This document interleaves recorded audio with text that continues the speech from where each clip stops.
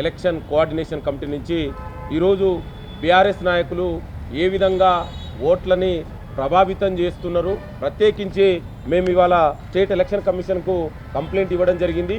ఇవాళ BRS MLC అయినటువంటి శంబిపూర్ రాజు గారు స్వయంగా తన ఇంటికి పిలిపించుకొని ఇవాళ ఆటోలల్లా ఇవాళ ఒక్కొక్కరికి దాదాపు 30,000 20,000 ఓటర్లకు ఇచ్చుకుంటూ ఏ విధంగా మోడల్ కోడ్ ఆఫ్ కండక్ట్ని వయలేషన్ చేస్తున్నారు అనేది వీడియోతో సహా ఇవాళ మాకు అందినాయి. దాన్ని ఇవాళ ఎలక్షన్ కమిషన్ గారికి కంప్లైంట్ ఇవ్వడం జరిగింది.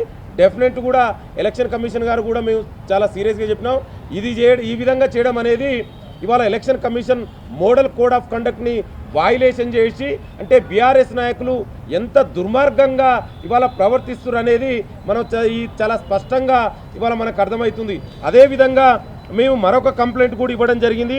ఇవాళ ఎక్కడైతే పోతారం మున్సిపాలిటీ సంగారెడ్డి డిస్టిక్లో ఇవాళ ఒక మహిళ ఓటు వేయడానికి వస్తే అక్కడ ఉన్నటువంటి పోలింగ్ బూత్లో ఉన్నటువంటి ఆ యొక్క క్యాండిడేట్ ఎవరైతే వీల్ చైర్లో ఉన్నటువంటి ఆ క్యాండిడేట్ని కావలసుకొని ఆమె వీడియో కూడా మాకు చాలా స్పష్టంగా ఉంది.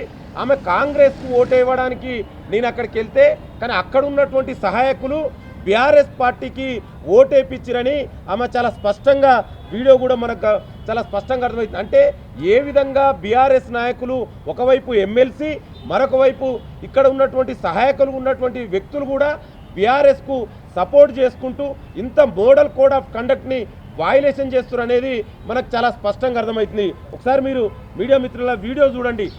ఆ ముసలావిడ కాంగ్రెస్ పార్టీకి ఓటు వేయడాన్ని మీరు ఒకసారి ఆ వీడియో అంటే చూడండి. ఆమె కాంగ్రెస్ పార్టీకి ఓటు వేయడానికి నేను పోలింగ్ బూత్కి వెళ్తే అక్కడ ఉన్నటువంటి సహాయకులు బీఆర్ఎస్ పార్టీకి నా చేత ఓటు వేయించిరని ఎంత స్పష్టంగా చెప్తుందో మనకు అర్థమవుతుంది.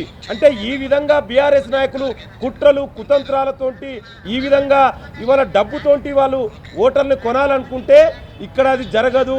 తెలంగాణలో ప్రశాంతంగా జరుగుతున్నటువంటి ఎలక్షన్లో ఈ బీఆర్ఎస్ నాయకులు ఎమ్మెల్సీ శంబిపూర్ నాజ్ మీద కూడా కఠిన చర్యలు తీసుకోవాలని మేము ఎలక్షన్ కమిషన్ని కోరడం జరిగింది.